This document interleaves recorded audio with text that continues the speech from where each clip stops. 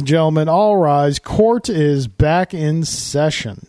Welcome to another exciting episode of The Devil's Due. I am your host, Carl Duty. With me, as always, is a man who's trading his Subaru in for a trouble bubble, Mr. Drew Celestino. I mean, it does fly. It does fly. It's not exactly as stylish, per se, but... No, and probably not the best winter vehicle. No. Even though it does fly, it's a lot of open air in that canopy. Exposed to the elements. Yes. Bad idea. Very, very intuitive, whatever. I can't speak. It's going to be one innovative? Innovative Sure. form of warfare. A hovering, fully mobile gun turret. See, I've been following that account, that G.I. Joe account on Twitter has been like on fire the last couple weeks. Oh, yeah. They're posting a lot of content, and like everyone seems to have their, if you pay attention, everyone seems to have their line of demarcation of when the line started to go bad. Yeah. And it's funny how everyone seems to have a different line. Like some people were like, the 87 wave. Nope. Out. Done. Some people even sooner, but then obviously like the 89, 90, 91, that's when it was clearly people were like, okay, I'm done with this now. When every character had some form of neon on them, I think it was the 90s, I know. It's just the way things were, Carl. Let me tell you about the 90s. Doesn't Carl. make it right. No, absolutely not. All right, here we are back again, sir. Opening statements. How was your week? Here. I feel like it was busy, so let's rewind to last week. My weeknights are usually pretty uneventful, so we can go ahead and just push right over those. Game night on Friday, we got a couple games in of Seven Wonders, which we have not played in a minute, and still great. I still really enjoy it. Still great. Yes. Did we get anything else on the table that night? I feel like we did. King of Tokyo, six-player King of Tokyo. Big Rumble. You were a winner, stealthily. I was. Well, it was either at that turn, because people got all upset after the end game happened. It was on that last turn, it was either going to be you or it was going to be me. The one of the two, because if they didn't finish you off, you were going to win, and by finishing you off, they enabled me to win. That's correct. Yeah. So, well played. Well played. Anything else? I didn't say anything deceptive. I said if you let it get to Drew's turn, he wins. What? You tried out Keyforge. I did. You did. I did. Did not go well. And what a surprise! You didn't like a game that you lost. Well, yeah, but no, not so much that. It reminded me of why deck games like that are generally not my thing. But you like deck builders. I like deck builders with a lot of people. And that are maybe more collaborative, like we have more of a, like in a deck builder, like Marvel Legendary. I had Ultimate on my mind. I don't know why, because Ultimate Alliance is coming out anyway. Yes. I like that because you have a board, there's a scenario, and we're kind of working together. Like it can be one player. It's wins. Collaborative, but there just happens to be a winner at the end. But typically in our cases, we don't care who won because just finishing a scenario is an accomplishment. Right. But when it's one-on-one, deck on deck, I feel like it just gets. It's never been my forte. So. It's mechanically speaking, it's sound. I get it. Yeah. But it's just not my thing. Cool. Couldn't get any traction in that deck, but it was my first time playing it. But still, I just felt like everything that came out was just like, well, I can't use that. I equate decks and Keyforge to characters in fighting games. You have to learn their strengths and weaknesses and what they do, and practice with them to kind of get good with them. There's still that randomness, though. That there is. If you start off poor, you have a mountain to overcome. So yeah. Anyway, it was whatever. It is what it is. Good game night. Yeah, solid.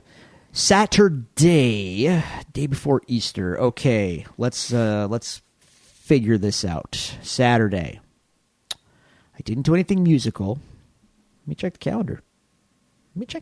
I know what I had in the evening, which was a lot of fun, actually. Two-prong on the evening. The day, though,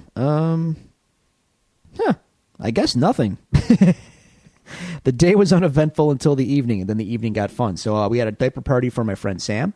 Cool. That was a good time for the duration that I stayed. I couldn't stay as long as I would have liked, but I did stay for a little while and played some adult card games that I can't say the name on the show, but it's my favorite card game, especially with my friends that we often play with.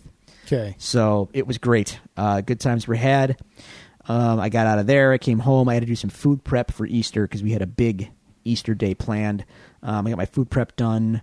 My friend Jason came over. We indulged ourselves in some Nine Inch Nails live stuff and our usual kind of just Saturday night hang fest. He brought me back some pretty cool beers from his trip in North Carolina. So I got a really good Russian Imperial Stout and a black IPA that he brought me back. And those are, black IPAs especially are like, I don't want to say they're rare, but they're not very numerous. So I'm on the lookout for them because it's generally a style that I like. Yeah. People are kind of like on them, but I really enjoy them and I make a pretty good one myself. So that was pretty cool of him to do. So I was very happy about that. Sunday, Easter Sunday, I had 2 brunches back to back and then had to come home to make dinner as well. So yeah, brunch at Jen's grandma's, brunch at my aunt's with my whole family. Grant was a big hit everywhere he went, obviously. Of course. And then back here to have my dad and my sister over for dinner, and I made a lamb roast, which turned out fantastic. And what did we have on the side? Some roasted potatoes along with it and some asparagus, and it was just all good things, all good things. Back to the grind yesterday, unfortunately, the day after Easter. No one wants to go back to work after that. I did not get my dingus on, unfortunately. So, say la vie. Are you Polish at all? I'm a little Polish. From Buffalo, man. Everyone's got a little bit in them. So, yeah, I'm a little Polish. I did not go. Saturday, my best friend from New York and his wife, they came over to hang out for a while. Cool. We had lunch, and they got to see the boy for a bit. They dingused it up. Unfortunately, I was unable to go meet them out on Sunday. So that's pretty much it. Yesterday, speaking, I'm about 4 episodes into Cobra Kai. Season 1? Yes. Yeah, how is it? It's great. It's great. Thanks for inviting me to come along, Chet. Sorry, man. Appreciate it. It's not my account. I'll see if I can get the password for you. Probably can, actually. Yeah, it's pretty great. It's pretty great. If you're a fan of Karate Kid, it's basically it hits you right where you want to be hit. And despite my statements about the film on the show, I am actually a fan of it. It's just I think you'd like it because it tells the tale from the point of view that you would get down with. It's all about Johnny mostly. I mean, Daniel's obviously. I said they did the first, I think, 2 episodes for free, yes. And I watched those, and I was like, "Yeah, I can get behind this." Yeah, you'll keep getting behind it. Like, Here's the thing, though. Like, they don't flip it where like Johnny is the hero of the show and Daniel is the villain of the show. They're both portrayed positives and negatives. Yeah, both of them are as people. Yes. Yeah, it's interesting. Although I think Daniel is the more honorable between the two and has good intentions. But anyway. So yeah, that's really about it. Cool. Yes. How was your week? Week was good. Friday night, like I said, we had game night. Saturday afternoon, I met up with some friends at Iron Buffalo for some X-Wing and some Keyforge. How did you fare? X-Wing went well, and Keyforge went well because I was teaching someone how to play the game. Gotcha. One game did not go well at all, but it's Keyforge. I play it casually at best. X-Wing was a lot of fun because I was like flying the new one of the new factions that are out, which is the Galactic Republic, and I was using Anakin Skywalker and Mace Windu, and they're both really good. They're a lot of fun to use. I need to get a piece of masking tape, put it over the top of the card, on Mace Windu's card, just get a Sharpie and just write BMF on the card. Yes. The right people will get that. Sunday was Easter. We went to church. and then we went over to my mother's, and we ate until we hated ourselves. Sounds about right. My mother will typically cook 5 times the amount of food that is required to feed the number of people she's feeding, and that was the case again this time. Yeah. William found his Easter basket and whatnot. So, yeah, it's a good time. Cool. All right. Dear listeners, I just realized something. Go on. Dear listeners, if you would like to tell us about your week, send us any questions or comments to be read on the show. You can do so at the following locations. You can go to Twitter and follow us at Devils Do Pod. You can find our Facebook page at facebook.com/Devils Do Pod. You can email us at thedevilsdopod@gmail.com, or you can find all these resources available to you on our website, thedevilsdopodcast.com. Mm-hmm. Now, I realized that I hadn't checked our emails as of yet, and I just did. We do have an email now from Mr. Alan Waiters. All right. Jay's slacking. He's of late. He's in a holding pattern right now. He's got baby incoming. Uh-huh. So, from Mr. Alan Waiters, Drew and Carl, with Endgame a few days away, what major Marvel storyline would you like to see get adapted next? What villain would you like the Russos to do next? I feel like Alan has asked us this. Probably. Before. I don't need. I don't know. I mean, does it have to be an event? Can't we just maybe scale it back a little bit? Well, I mean, the event isn't like, this is what this next chapter is building to. Yeah. I feel. Well, you've got 2 directions you can go with. You can try and go bigger than the Infinity Gauntlet, which really I think the only thing that fits that bill is Galactus. Even that though is like smaller when you think about it. Yeah. What does Galactus want to eat the planet? Well, Thanos just killed half the universe. Yeah. So, or I think maybe you go smaller scale, more. I think what you could possibly see them kind of just scaling down the Marvel Cinematic Universe as a whole. Yeah. This next chapter, like introduce more of the street level characters, and obviously you get there is a form of Avengers out there. Hopefully we get the Fantastic Four. So your big teams are still out there, but like as far as the new characters introduced, you kind of like scale everything down a bit. I think that's going to happen regardless. I think they're going to want to tell some maybe smaller stories with the characters that are getting, sequels and movies and whatnot. Build them up a bit, and what's going to be the big MacGuffin. I mean, I guess it comes down to what's going to be the big MacGuffin and who's going to be the big bad for the next thing. I don't know what that looks like just yet. The Russo said they would love to do Secret Wars. Sure, and that's not like really something you build to. That's just like a one movie slugfest. Yeah, it's just something that kind of happens. Yeah, but it does open doors for possibilities. But I guess never mind. I'm going to walk that back because I forgot that Venom is a movie that exists. We can't backdoor that into Secret Wars for the alien costume. Nope. Never mind. I take it back. I don't know. I mean, you got to introduce Doctor Doom at some point. Yeah. I could see him being the big bad, but what's his plot exactly? I don't know. Red Skull coming back from the fallout of Endgame, maybe. Maybe, but like, has he ever had like a big?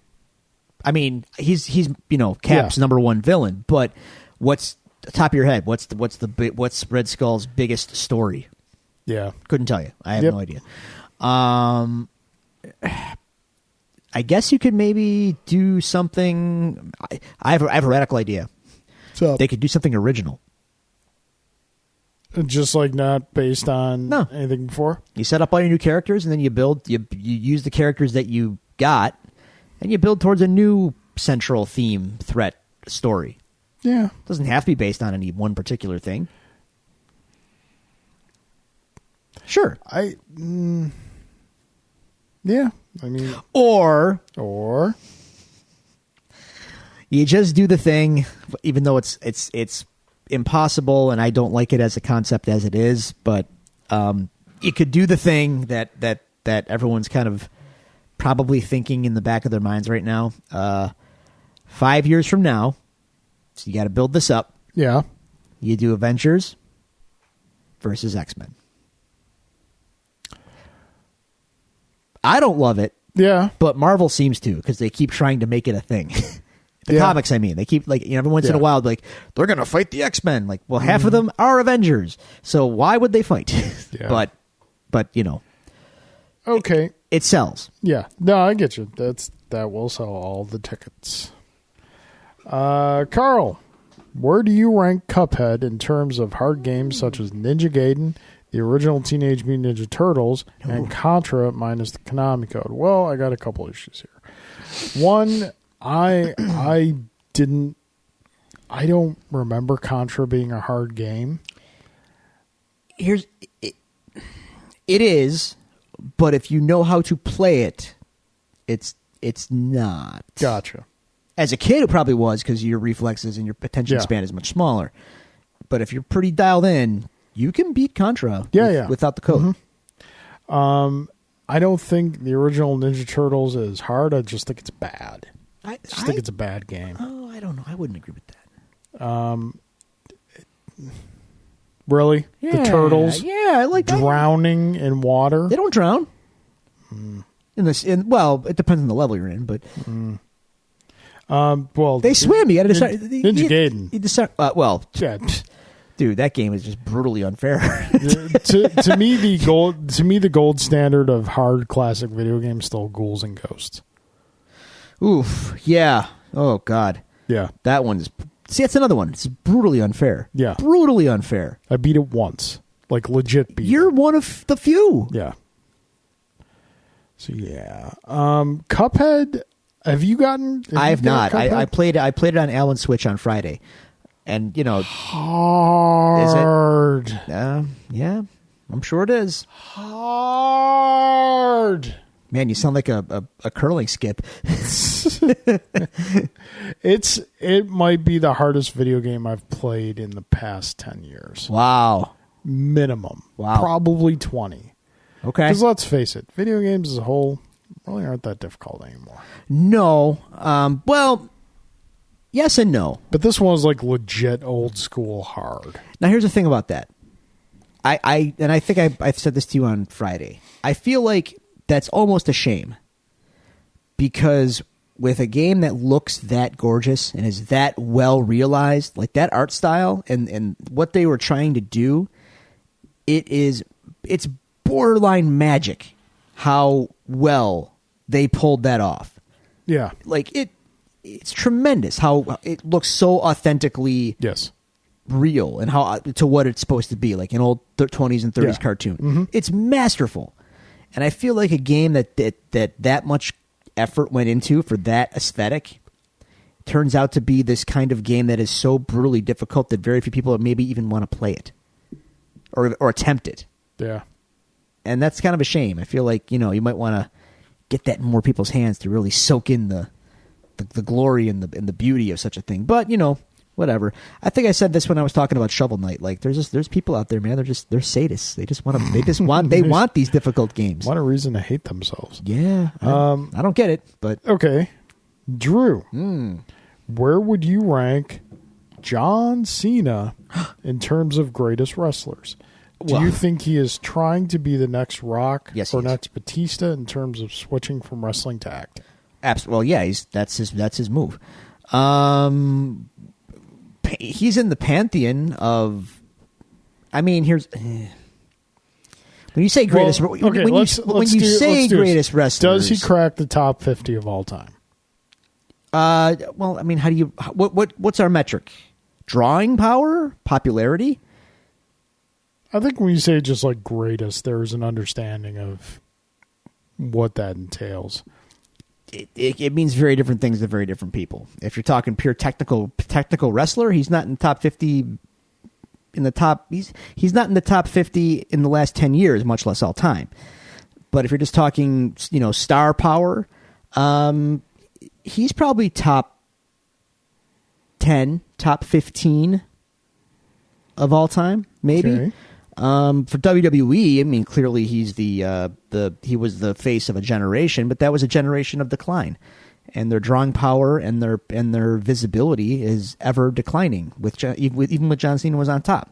Yeah. So I get a little twisted about that because he's nowhere near as influential or as ubiquitous as like Hulk Hogan was, even though Hogan, he was a known jerk. Yeah. And then we found out later in life, like, yeah, he's a real big jerk and a racist one. After that, you had, Macho Man Randy Savage, Ric Flair, these were guys who were doing business in bigger ways than Cena ever did. And then at the peak of the wrestling popularity, when wrestling was bigger than anything and has never been as big since, The Rock and Stone Cold Steve Austin they're on the Mount Rushmore of wrestling, and that can't even be questioned. So does Cena belong up there with them? No. If I had to be forced to pick a Mount Rushmore right now, it would probably be, and based off your input, it would probably be Hogan, The Rock, Austin, Flair. Yep, that's probably right. I mean, and you're going to have people that are going to make arguments for this guy or this guy, but what you just said, that is probably exactly the Mount Rushmore that needs to exist. If anything, you can argue that The Rock of the four is probably the most replaceable, and probably like by The Undertaker. No, I mean, or the Hurricane. No. Taker's popularity is an enigma. He's popular among wrestling fans, but he never had the real, crossover thing. The Rock's charisma, I mean, look where it got him. Yeah. He's the biggest star in the world now. I mean, and that was all, you could see it when he was wrestling. This guy is a star. He just has that it factor.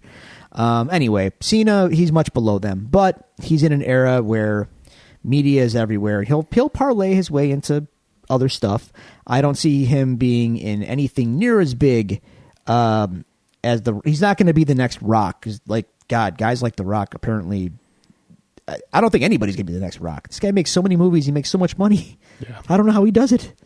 And then Batista, like, we love Batista because he's Drax and he's cool on Twitter and he's a really cool guy.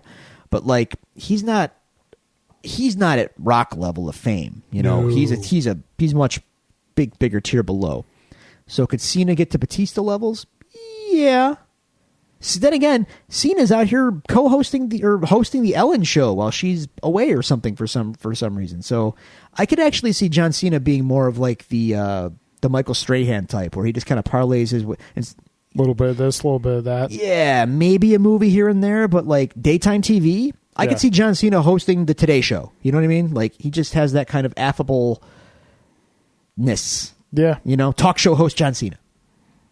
Okay. I mean, if whatever. I think he's a big phony, but just saying. Like, oh, this guy's great. He's a phony. I didn't say he was great. I just, he's good at what he does. Clearly, he's charismatic to a degree, but I just feel like everything he does, I'm looking at someone pretending to be what he just seems like he's pretending to be that thing. Isn't that called kayfabe? No. Well, that's wrestling. What is the difference? When he's hosting a talk show, I feel like I'm looking at a guy pretending to be a talk show host. When he is like this, I saw clips of him on the Ellen thing today. I think I saw him today, and I was just like, he looks like he's trying really hard to be. So it's just kind of a version of kayfabe. Not everything is kayfabe, bro. It's kayfabe. Kayfabe is dead, but now we have kayfabe 2.0. Am I kayfabe? In a way, yes. But if I'm kayfabe, then who is me? I mean, now you're in Hogan, Nate, Macho Man territory where the line is very blurry between who you really are and who your kayfabe character is. And sometimes your memories will intersect. I'm so confused. Yeah. This is how Hulk Hogan managed to take down Gawker, because he lied to the jury about kayfabe. Well, not exactly, but it's complicated, but yeah. I know, kayfabe, put it this way. The old-timers, Hogan, that generation, those guys lived it more until it was convenient for them to not live it. Gotcha. Like, for instance, the Hacksaw Jim Duggan Iron Sheik incident. Maybe that, or I don't know, when Jimmy Snuka killed his girlfriend and then kayfabed it so that the authorities actually thought he was an islander who didn't speak English and was borderline uncivilized savage, and Vince McMahon got him out of it because cops were dumb and it was the 80s and they didn't know it was fake. Okay. Yeah, it was a thing that happened. All right. Yeah. Kayfabe, brother. Well, alrighty then. Not to get dark on you, but went down some rabbit holes there. Oh, wrestling is sure not still. We've come out of all of them. We're getting out. Am I talking to you as Carl right now, or am I? Is Carl on the Devil's Due like a case? Is this your first existential crisis, Carl? What? I have one of these like every other week. I mean, what is Carl? Carl is. Well, why is Carl? Wow. Wow. You done there? I don't think I know who Carl is. I broke you. I'm sorry. I didn't mean to do that. Is Carl like a concept? Or is Carl just like... I mean, we're getting into the whole idea of, are you even you? Oh, well, now I've gone cross-eyed. I mean, we all think that we have free will, but not really. Well, that's a bigger discussion. It's all part of the same discussion. Yes and no. There's been studies. You're more hardwired than you think you are. I really want to answer the question of why is Carl? But that's going to be our goal for next week. We have to answer. That's a tough nut to crack, but we'll try. Okay, so thank you very much for the questions, Alan. We appreciate it. You broke them. You broke them, Alan. Destroying my self-identity. When is Carl? I mean, when are any of us, really? Oh, man. Deep. Even our calendar is arbitrary. We invented it. On a universal space-time scale, we could be anywhere. All right. Okay, so getting to some news, and folks, don't worry, we are not going to take up the whole show with news like we did last week. Because, not everything happened last week, but some stuff did happen. Drew, just today, and you watched it just before we started recording, we got the quote-unquote final trailer for Godzilla King of the Monsters. I hope it's final, because I feel like I just saw way too much. There's so many big things crushing cities. I mean, don't get me wrong. It's great. I can't wait. I'm very excited for it. It's probably my number 2 most anticipated film after Endgame. But, I just watched that trailer, and I'm like, I don't want to see all this. Save me something for the theater, man. Yeah, that looks exciting. Yeah, Ghidorah, just stretching out those wings, and he's clearly the big bad, and which is as it should be. Mothra, Rodan, and apparently, did I hear right? 17 other 17 monsters in total. So out there somewhere, terrorizing some small town in North Carolina. Godzuki. No, Godzuki. Blowing his little flame donuts. Now, if Godzuki is to scale with the current Godzilla, how big is Godzuki? Godzuki would probably be as big as Godzilla has normally been depicted in previous films. Just scaling everything up. Yeah. Okay. Everything gets bigger. Yeah, it looks pretty great. The 2008 film... Or no, was it 2000? No, 2004. You're talking about the Matthew Broderick one? I don't know what. If the 2000-something film taught us anything, it's I've forgotten that. It was 98. Size does matter. I think it was 98. Might have been size. Yeah, because that was because that came out the summer I started working at the Regal. That would have been 98. So yeah. I tried not to think about that movie. Taught us size does matter. Look. And then Led Zeppelin and P. Diddy are the match you never thought you wanted. No, I knew I didn't want it.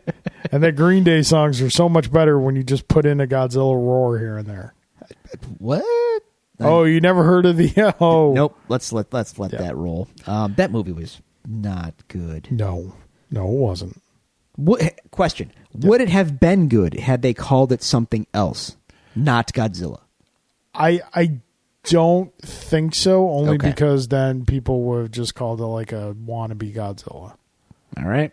I think where Godzilla's design was not great. No, but I think really where the movie kind of lost it was when it turned into stop being Godzilla movie and then just turned into Jurassic Park with all little baby Godzillas. Yeah, and they're trying to escape the subway. Yeah. Fun fact: in the Japanese films, there was one after that. Yes. I think it was called like Godzilla Global Wars or something like that. There were many after that. There were. But in Final Battle, it was a Godzilla Final Battle, something like that. I forgot the title. Man in Suit Godzilla proper comes face to face with American Godzilla. CGI Godzilla. And he destroys him without even lifting a finger. He sees him and he fire breaths him to death on sight. Alrighty. Toho was not happy with the American Godzilla. Yeah. As you can see. Yes. Much happier with the new one. Yes, apparently. Yeah. Because now they're giving us all these other monsters. Everything. Yeah, here's everything. Go. Yep. But no Bryan Cranston. No, unfortunately not. Critical failure of the first film. Oh, well. Yeah. And the fact that Ken Watanabe was just wasted. Well, he's back now. He is. Does 11 have powers in this film? One can hope. I call her 11, but Millie Bobby Brown. Yeah. Isn't there someone who has to communicate with Mothra? Mothra? Yeah. I don't know. Typically, there's two little twin alien girls. Seems like they're forming a bond in that trailer. Could be. I just want Gamera to show up at some point. Can we get Jet Jaguar? Preferably no. Jet Jaguar! No Jet Jaguar. But I do want a teaser, a post-credit stinger, something for Mechagodzilla. Mechagodzilla. King Kong versus Godzilla, which is going to be the next one. Yeah, I still can't muster anything for that. Then they just have to team up to fight a malfunctioning Mechagodzilla. Let me put it to you like this. Yep. We're about to see a movie where Godzilla is going to fight a 3-headed winged dragon monster. Along with other monsters, probably. Right? Yep. He is the king of the monsters. Yes. He is gigantic. Yep. And again, he's fighting the biggest existential threats to the world that we've ever known. The biggest existential threat since Alan's question. Yes, exactly. Yes, exactly. I was going to say that. Okay. So, assuming that he wins, because he will. Yeah. What threat is King Kong to Godzilla? I have two words that can answer that very simply. Mm-hmm. Opposable thumbs. Yeah, I'm not buying it. It's got opposable thumbs. Just ergo threat. Not buying it. But they can go ahead and make your movie with King Kong. Godzilla should treat him like he treats Godzilla 98. Just fire breath him to death and be done with it. Your disdain for King Kong is saddening. He has no... Look, King Kong's fine. But he's got to stay in his lane. All right? Godzilla, he takes up more of the highway. So you just stay in your lane, King Kong. Just saying. Okay, so announced earlier this week, something that I'm very interested to hear your reaction on. Mm-hmm. We're getting a Castlevania collection in May, so next month. Drew, tell us about this Castlevania collection. Well, let me give you the quick rundown on Castlevania. Yes. Oh, there it is. There are essentially, we're gonna go ahead and exclude the 3D versions of Castlevania. Okay. Because they are a different thing. So amongst your Castlevanias proper, your 2D Castlevanias that we all know and love, you've got two camps. Yes. You've got your OG camp, level-based platformers. Yep. Then you've got your Metroidvanias, which Symphony of the Night and Beyond. Yep. I am a big fan of the Symphony of the Night and Beyond games. The level-based platformers are fine. They're good. They're fun. But they're not my preferred Castlevania. Mm-hmm. This collection is essentially a platform-based Castlevania collection. So it's giving you Castlevania 2, Simon's Quest, Castlevania 3. It's giving you Castlevania Bloodlines for Genesis, which is actually, by all accounts, a really good game that often gets forgotten, but they're including it in this. Okay. And I think they're... Kid Dracula, I think, is in there, which was a Game Boy... I think it was a Game Boy game unreleased in the United States, and it's got a lot of fans. So I'm going to go ahead and just pull up the actual list so I'm not just talking out of my butt here. Yes, Castlevania 1, Castlevania 2, Simon's Quest, Castlevania The Adventure, which was on Game Boy. That was the Game Boy Castlevania game. Castlevania 3, Dracula's Curse, Castlevania 2, Belmont's Revenge. I think that was also a Game Boy game. Super Castlevania 4, Kid Dracula, previously unreleased in the States, and, as I said, Castlevania Bloodlines for Genesis. So this is a 2D whip fest. So you get your whip on and have a good time. And whip it good? Yes, as Devo once told us. That's kind of neat. I'm not going to lie. It's a cool collection. Although... Are you going to get it? Yes, no, you're going to get it. I'm not. No, I'm not, actually. I'm going to hold off. I have Castlevania 1, 2, and 3 for my NES, and that's kind of enough for me. Okay.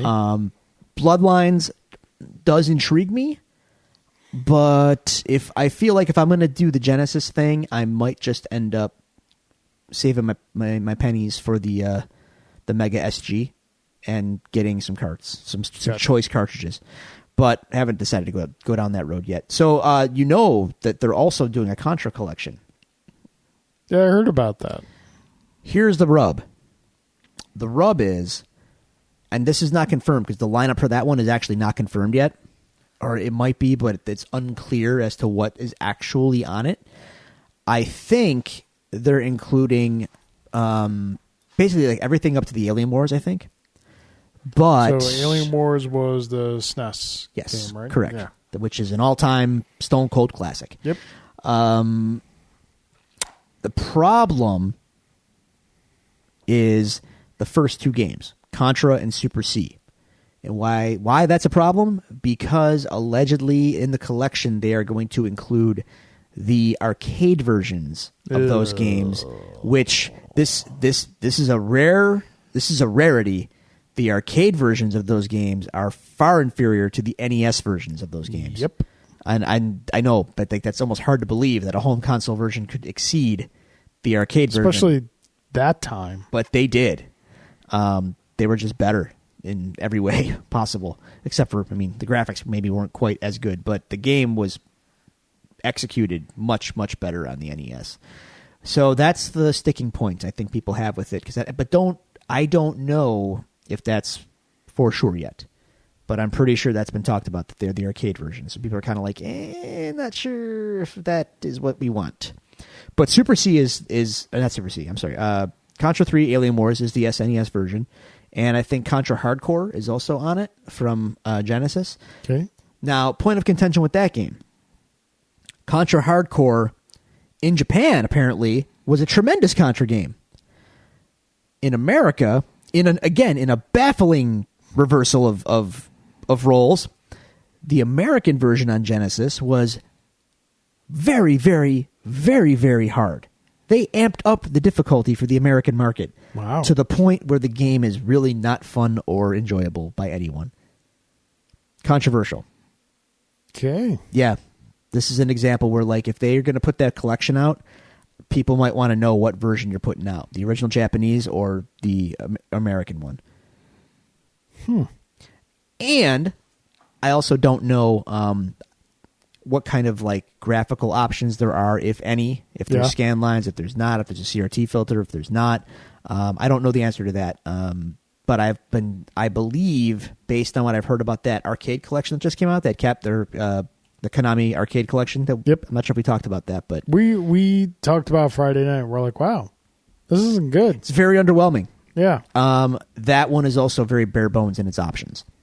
So, that being said, being Konami's reputation these days, I don't know if you are aware, Carl, but it's not good. It's not good. So I'm not going to hold out a lot of hope for high quality options and bells and whistles and giving the fans what they really, really want. Yeah. In these collections, so, which is another reason why I don't want to. You want Rush and Attack? I want to rush and attack. Ironically, about that arcade collection, it's like almost exclusively space shooters and plane shooters, except for the weird exception of Haunted Castle, which is essentially the arcade version of Castlevania. Yeah. But that's not in the Castlevania collection. It's so weird. Isn't that a little strange? It is strange.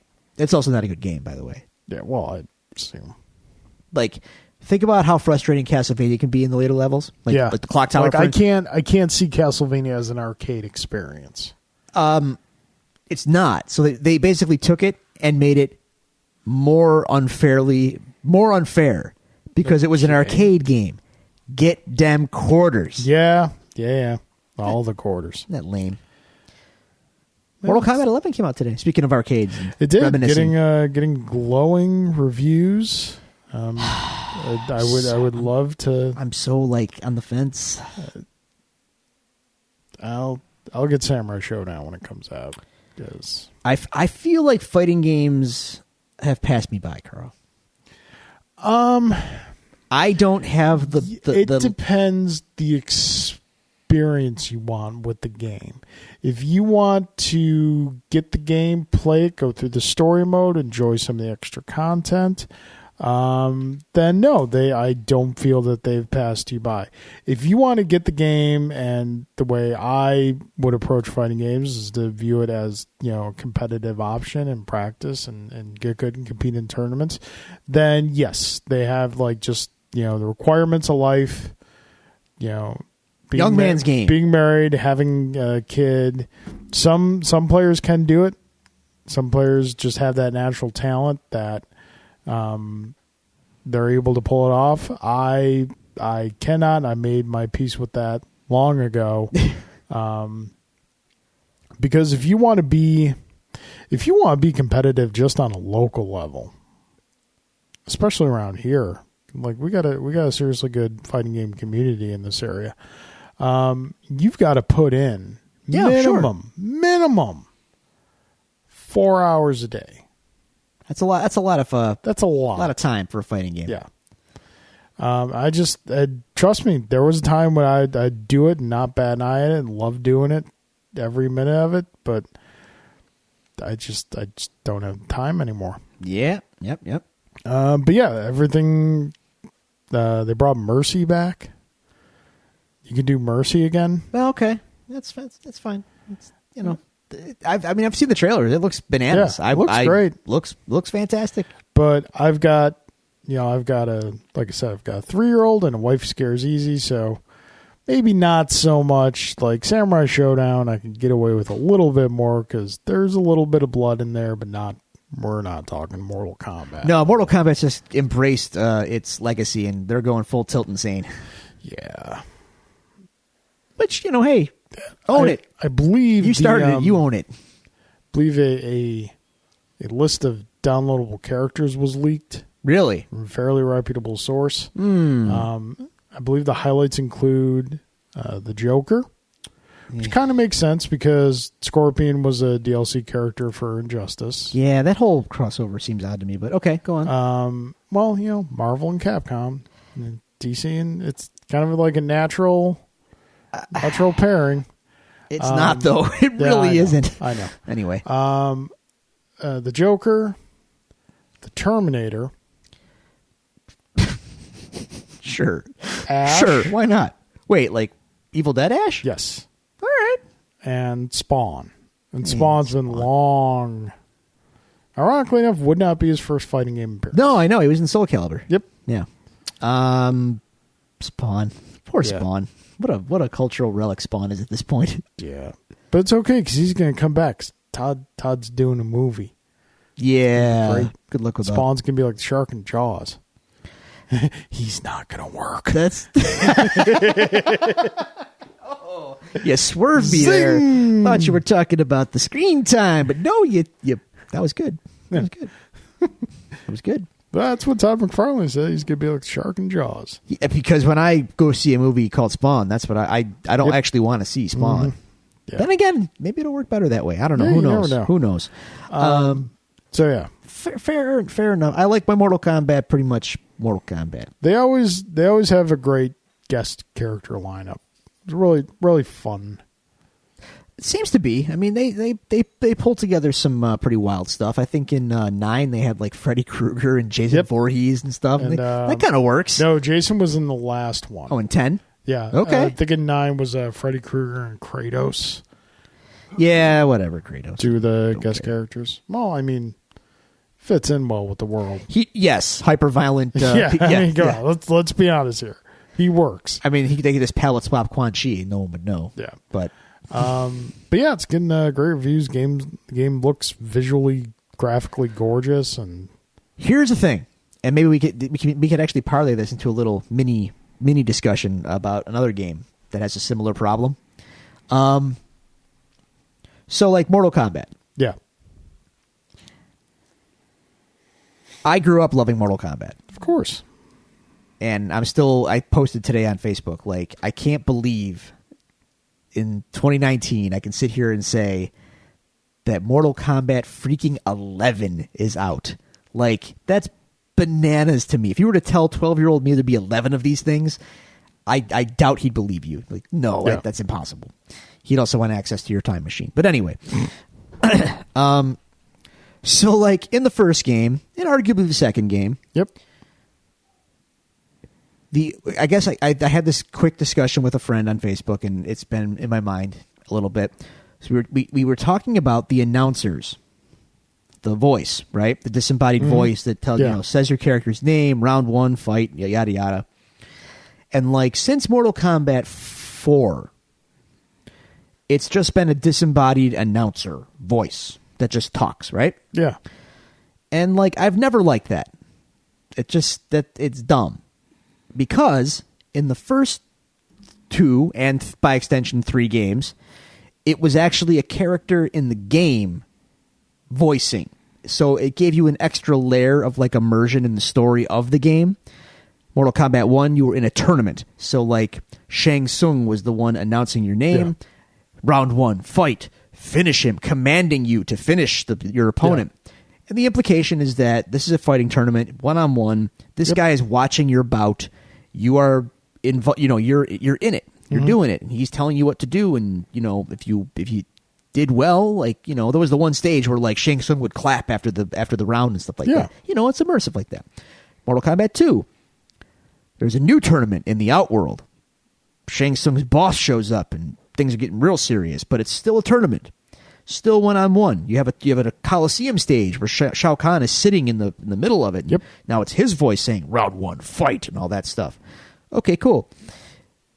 Now in Mortal Kombat 3, we're going to go off the rails here because that's when like the storyline gets apocalyptic. Yep.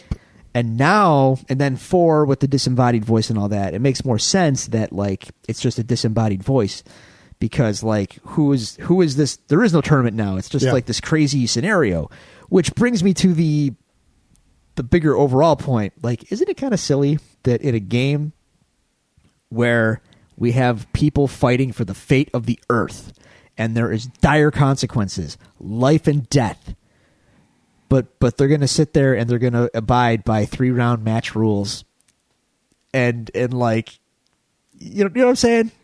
Round based fights to determine the fate of the world, even in story mode. Isn't that funny? Which is funny because Injustice doesn't do that. Injustice, you have 2 life meters essentially. Okay. And when one life meter is exhausted, there's like a brief pause in the action, 2 players reset, and then the action just resumes. So yeah. I guess what I'm saying is like, it's telling this epic life and death story, but the guys that are fighting the story, like the combatants are sure to abide by, a 3-round winner take all system. Maybe it's like Highlander, where there are certain rules you have to follow. I guess, but the bigger question I would have then, and I'm rubbing up against this right now, is Final Fantasy VII as well. What do I mean by that? What I mean by that is... I was about to say, there's no 3-round rule. No. But it's I guess the bigger topic is, does this game genre / mechanic system, does it work with the story we're trying to tell? And that's where I'm starting to notice in Final Fantasy VII where the story and their ambition got ahead of the game engine and mechanics that Final Fantasy was at that time. So I'm just noticing it as I'm playing Final Fantasy VII. Like, they're trying to tell this epic story of like this city and corruption and you know, shadow figures and the earth and energy. But like, we have these random encounters with these goofy dude. Final Fantasy VII's enemies, like it's random enemies. Yep. They have no grounding very little grounding in the world that game is trying to take place in. Yeah. It makes very little sense in that regard. And the only reason it's there is because that's what Final Fantasy was at the time. And I'm just noticing that more as I'm playing through it again now. It's just very jarring because they really were trying to push the narrative ahead. And it did. Everyone remembers Final Fantasy VII's story. Like, everyone's all about it. But the actual act of playing it, man, it's bizarre. Because every time you try and get invested, you're interrupted with this random encounter with some... I'm minding my own business trying to get to Tifa's house, and I'm attacked by a freaking house. There's a giant house that shoots fire at me. What is this? Why did I not see it coming? And why are there several of them? Why was it a surprise attack? Right. Like, they were led by the cactus. Yeah, oh, God, the cactus. Yeah. Stuff like that. Like, I just hit you with Knights of the Round Mirror twice. How are you still kicking? Oh, God. I guess, that's what I'm saying. Like, the mechanics of the thing hinder the presentation of the thing. And so that's what I'm saying about Mortal Kombat. Like, what is this exactly? Yeah, what are we doing I get here? What you're saying. But, I mean, then you get into why are we playing it? Well, because it's fun, and... Yeah. I don't know. I'm not sure what my overall point is, really. I guess what I'm saying is the mechanics of what you are... you have the act of playing, and then you have the story. Yeah. Which one is the priority? I don't know. I'm not really sure what I'm trying to say. That's the difficult balance to achieve, and usually something that's not really achieved in fighting games. Well, I mean, even Street Fighter, same kind of thing. Like, I don't even know what half the time what the story is there, but I mean, at least in like 2, classically speaking, there was a tournament, right? The World Warrior tournament, right? Mm-hmm. So there's your conceit. And 3 is a tournament. I'm not sure if 4 is a tournament. Okay. Chronologically, 3 is the end. last, Yeah. the end of the story. Okay, so that massive rabbit trail aside, that's what we do here. So we got 2 news stories very close together. That just kind of made us go, what? So I believe it broke first that the live action production of Swamp Thing was getting shut down. Yeah. They were supposed to film 13 episodes. They had 10 in the can, and they shut down production. Yeah. They stopped at 10. And they said it was a creative decision. Okay. And then they said that they didn't say kind of anything beyond that. Just like production's been shut down. Yep. Shut down. And everyone was kind of scrambling. Like, what? Yeah. Because the cast was like astounded. Like, yeah. What? And then the next day, yeah, we get a teaser, which looked awesome. Oh, sure. I mean, looked great. I mean, Dick Durock in the suit, I don't think it's Dick I think it's Durock. CGI, but no, I don't think it's CGI. I think it's a guy in a suit. I think like the eyes were CGI'd, obviously. Wow. But all right. pretty cool. sure it's a guy in a suit. Man in suit. Yeah. So, okay. So apparently it is coming out. Yes, it is 10 episodes that had to be somehow re-edited to come to a conclusion of some kind. Yeah. Which brings the question. Now there's... Well, the production halting left a lot of people wondering what's going on and why. Yeah. And so what's kind of out there in the realms right now is that Warner Brothers, or ultimately AT&T, right? Because they own Warner Brothers. Yeah. My cell phone company owns Batman. 2019, baby. Yep. Corporate synergy. Yeah. So AT&T is looking to possibly shutter the DC universe and roll all of that into a bigger Warner Brothers streaming service. Yeah, they already have it. Everybody has to have a streaming service now. Yes. Everyone. The Game Show Network. I really want HGTV. If I could have one wish of something to happen in like pop culture. Okay. It obviously, I don't have the power to stop world hunger or wars or anything like that. Okay, fair enough. If I have one wish to change something or make something happen in pop culture, it would be for someone, not Disney, but someone to be able to purchase DC and get it away from where it currently is. Yeah, I feel you. Because these are among the greatest characters and stories that modern society has cultivated. And for the longest time, they have just not been treated well. Disney bought Marvel and kind of understood what it was and treated it well and did it right. Mostly for a while. You can argue current statuses of the books and whatnot, but yes, I mean obviously the cinematic universe is a juggernaut, and they understand the characters and they let them run wild. It just feels like DC really needs to be owned by someone else. I hear you. I can get behind that. I can totally get behind that. But I think like ultimately, like you said, is there a Warner Brothers streaming app? I want to say there is, but I don't know. But there. Let me look. We have the power of the internet. Yes, Carl. we do have the power of the internet. But I think I said this last week.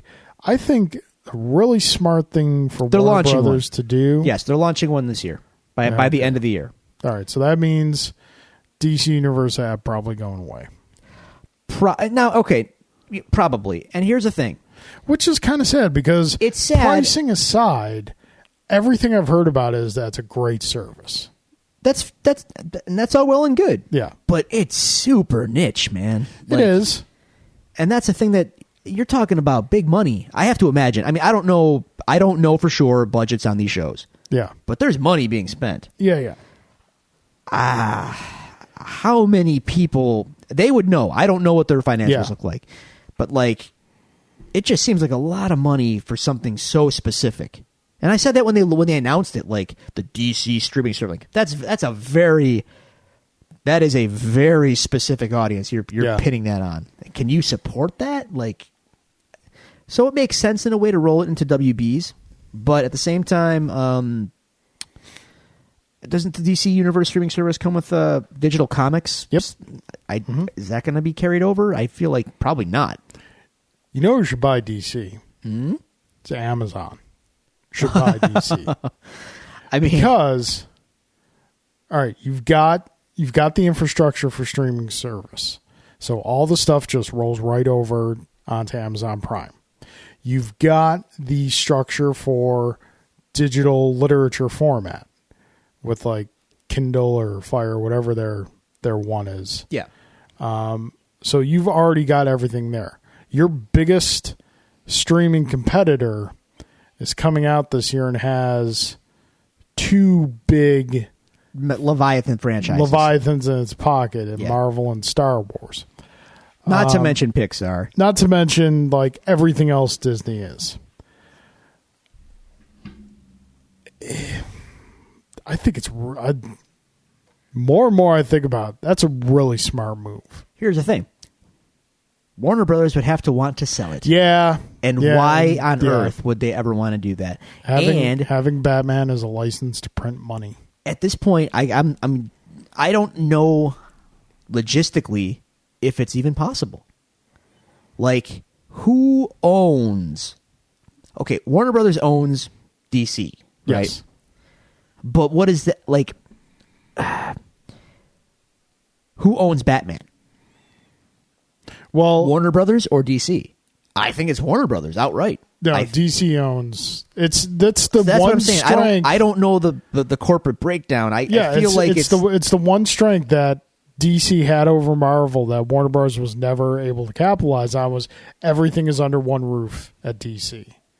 Like there's different departments, right. but it's all under one roof. Yeah, well, the films, the television shows, it's all. But they've all got it together, but they never got it together. The films and as we're seeing with Marvel too, TV and movie rights have lines, different, completely different things. But like case in point, not that we're going to watch it, but you know how Gotham is ending, right? Yeah, Batman is going to be on Gotham. Yeah, for years now, that's been a huge no-no because the movie people did not want Batman showing up in any other media. Period. Outside of the movies, I think same reason why they wouldn't let Tom Welling wear the Superman suit in Smallville until the very last frame of the series. Yeah. I think a lot of those decision makings was pre DC Films train wreck. It's also before DC Entertainment became kind of like a focused conglomerated thing. So I think DC as a whole is definitely something that could be purchased. Should they be willing to sell? Which, let's be honest, they're never. No, not a chance. They dollar signs are too big for Batman. They're not letting that go. Yep. But I feel you. I feel the concern. I feel like someone with a plan and a genuine care. Maybe they don't even have to sell it. They just need someone in charge with a genuine care to handle this properly. But I'm not going to look for it. I don't think it's going to happen. Yeah. And on top of that, the other thing about it, we're getting old. You know that. Think about your youth. Yep. DC was always considered kind of the lighter fare comic book company. I don't want to say kiddie, but less real, air quotes. More fantastic than Marvel. Yeah. Marvel was the cutting edge, kind of pushing things forward kind of guys. 60s rolled in and Marvel strutted in with their big universe and interconnectivity and colleges loved it and it was psychedelic and like we're telling stories about drugs and yada yada. And DC was kind of like, still had that kiddie rep, if you will. At that time, I mean, they're still trying to shed off. Actually, no, 60s. They're right in the middle of like camp Batman. Right. Which cast a long shadow. Yeah. So ever since then, let's call it since the 80s, since 85, since the Crisis, more or less. Yeah. I feel like they have consistently been actively trying to shed that to the point now where I feel like they've gone so far down the dark rabbit hole that I find DC Comics to be actually more violent, more gory oftentimes, and more gratuitous than Marvel Comics over the last 30 years. Yeah. And that's an overcompensation for their own perception. And I think that's a mistake, but my point is, think back to your childhood, they've been like that longer than they were perceived as kiddie. And that's insane because they're never going to change, dude. I think, and this is going to be definitely a part when we do a special episode on it, I think Watchmen, in a lot of ways, was the best thing to happen in the comics and the worst. The wrong lessons were learned. Yeah. But my point is, though, like, they've been edgy, I'm air quoting, they've been edgy longer than they have not been edgy at this point, in my opinion. And they're never going to change. So I hope you like your... I think the real edginess is probably 87 forward. Yeah, post-Crisis. Well, Crisis, I think, was like early 80s. No, it was 85, 80s. No, it was 87, dude. Crisis on Infinite Earths. Yeah, I can talk. It's hard to say. Crisis on Infinite Earths. It definitely doesn't roll off the tongue like Endgame. Or Secret Wars. Crisis on Infinite Earths was released in 1985-86. Okay. But yeah, no, I get where you're coming at, because they had a lot of... They overcompensated in trying to fix their perceived image of, like, the campy Batman, where that had been long shed in the comics, once Denny O'Neil and Neil Adams got a hold of the character. Kind of like the George Reeves Superman. Still, I think the most difficult character to write for in comics is probably Superman. Probably. And it's just...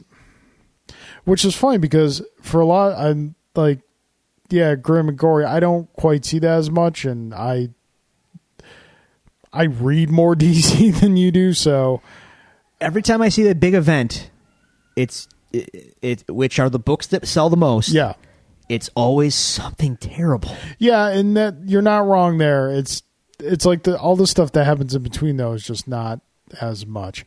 I don't know. I think for the most part, with the exception of the big events, the books have been in a good place the past couple of years post Rebirth. I just want someone else to get their hands on that company. I feel you. No, hey, Amazon, go buy DC. You've got all that Amazon. Open up that Bezos wallet. Yeah, I don't know, man. It's not going to happen. I think it's a pipe dream. But back to Swamp Thing. I hope it's okay. I hope it's sure it's good. Gonna be great. I know I'm a bad comic fan for saying this, but I've never read the Alan Moore Swamp Thing. I've read a few arcs of it. It's great. Wanted to read it. I'm guessing it's probably based off that. Probably. Yeah, if they're smart. Yeah, I mean, considering number one, its legacy in comics is pretty big. Yeah. And number two, let's just say that the previous live action incarnations of Swamp Thing, which came out in the thick of Alan Moore revolutionizing Swamp Thing, they did not go that route. Those movies did not go Maybe that the route. live action series will be based off the Saturday morning cartoon. Swamp Thing! Ding, ding, ding. You are amazing! You know? Yeah, no. He makes everything swampy. Yeah, I'm good on that front, I think. But I will say this. We got a toy line out of that. We did get a toy line. And there were some good Swamp Thing toys. I mean, in an era when we were kids, when, a Swamp Thing toy, the idea at all that it could exist was ridiculous, there were some decent Swamp Thing figures. In that era, before DC Direct was even a twinkle in someone's eye. There is a shocking number of toy lines that were based off of rated R properties. Yes.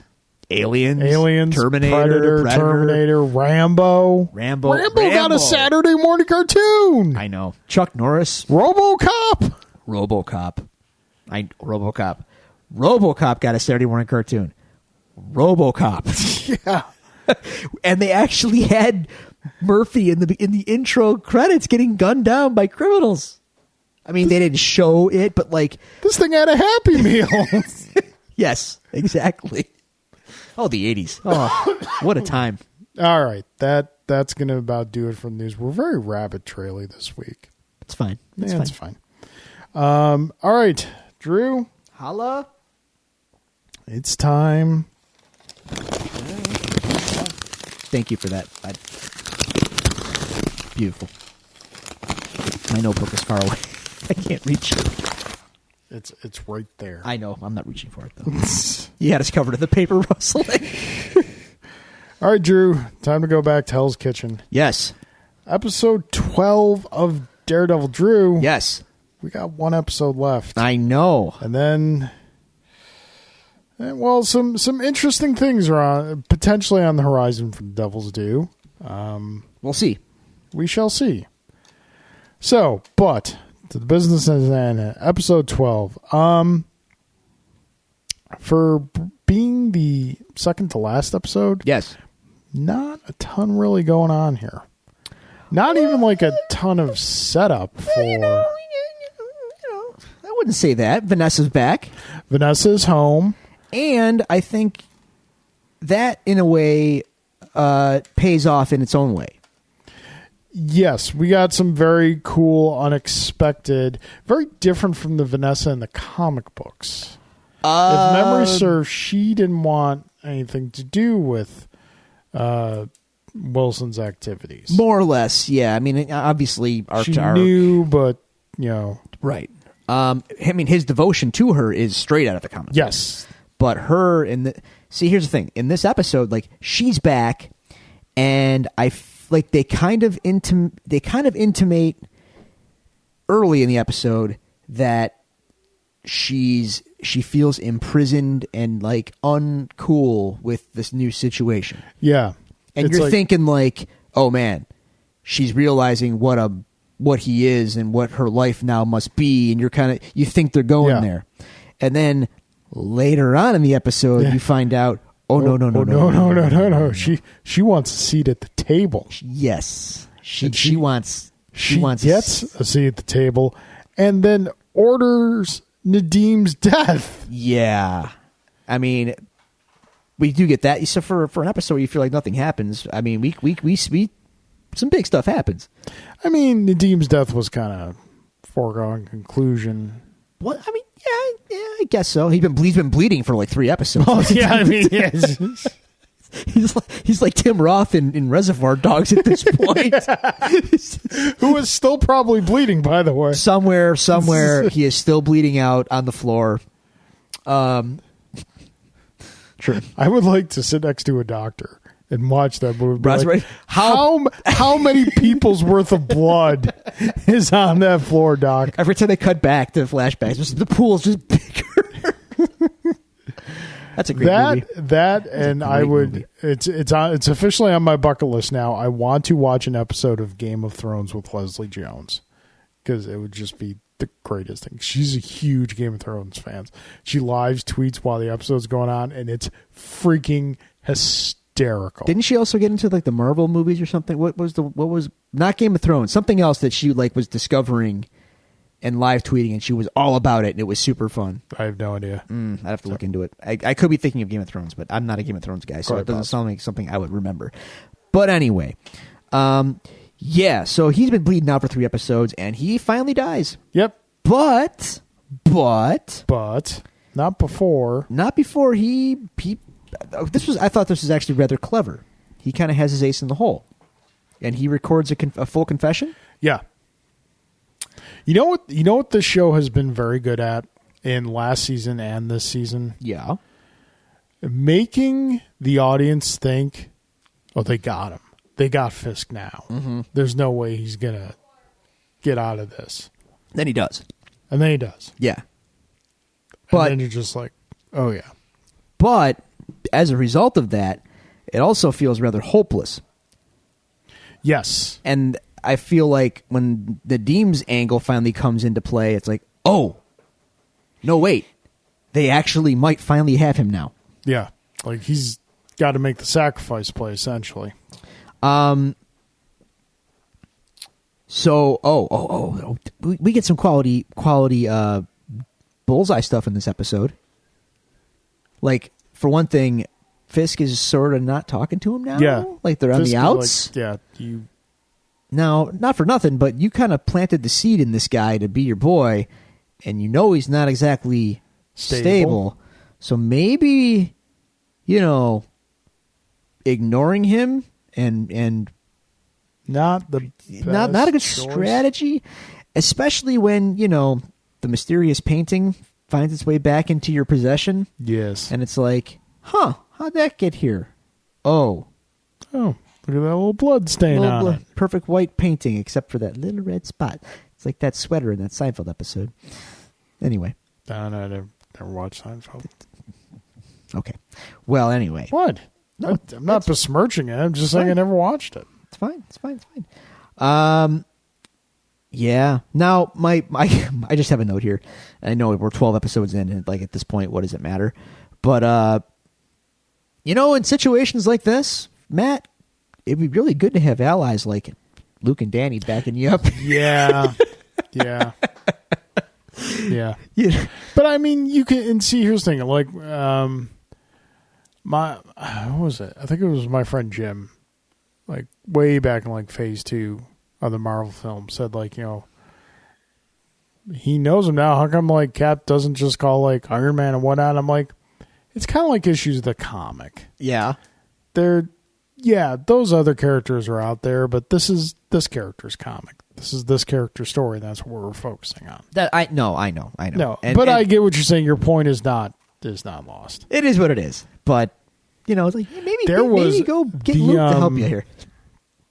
The issue of Daredevil that came out this week, really good. I'm behind, dude. So please don't spoil. I've heard things. I don't know specifics, but heard there was something big that happened. Yeah, it kind of revisits the whole debate.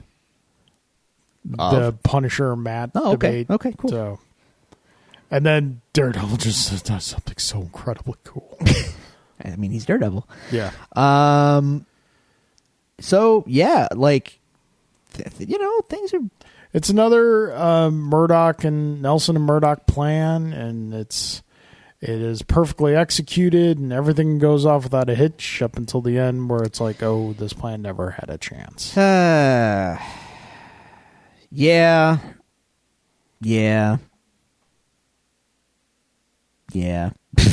Right when doesn't Nadeem knock out Foggy and like go rogue kind of? But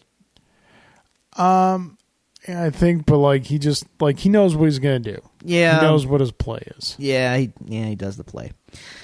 Vanessa wants in, and she's all business. Big heel turn. And Matt's now out for blood.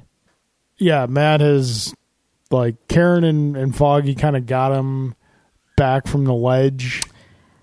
Kind of, but now. The past couple episodes, but it just blew up again, so Matt's like, all right, that's it. Yeah. It's done. It's like the Rampage episode of Archer. Rampage! God, I miss Archer. Yeah, I miss Rampage era Archer. It's been like, what, 2 years since the last season? It was last year. Yeah, it feels longer. I could be wrong. No, I could be wrong. Maybe it was 2 years. But no, I feel like it was 1. But Rampage. Yeah, Matt's on the Rampage. But yeah, we're building to our epic conclusion. Yeah. In more ways than one. Yeah. We had a good run. Daredevil had a good run. The Devils do had a good run. It's not say we're going away, folks. Thanks, Kevin Feige or whoever. Jeff Loeb. Netflix. Who am I pointing my finger at right now? We got to address some stuff. So, I think that just about does it for us on this episode.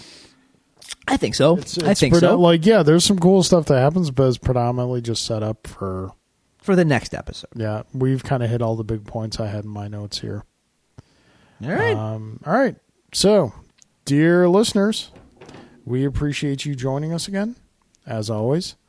If you want to send us any emails with questions or comments to be read on the show, you can do so at the following locations.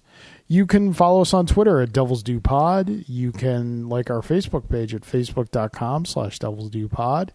You can email us at thedevilsdopod@gmail.com, or you can find all these resources available to you on our website, thedevilsdopodcast.com.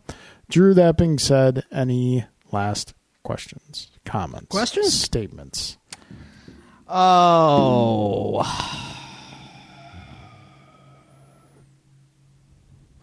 No.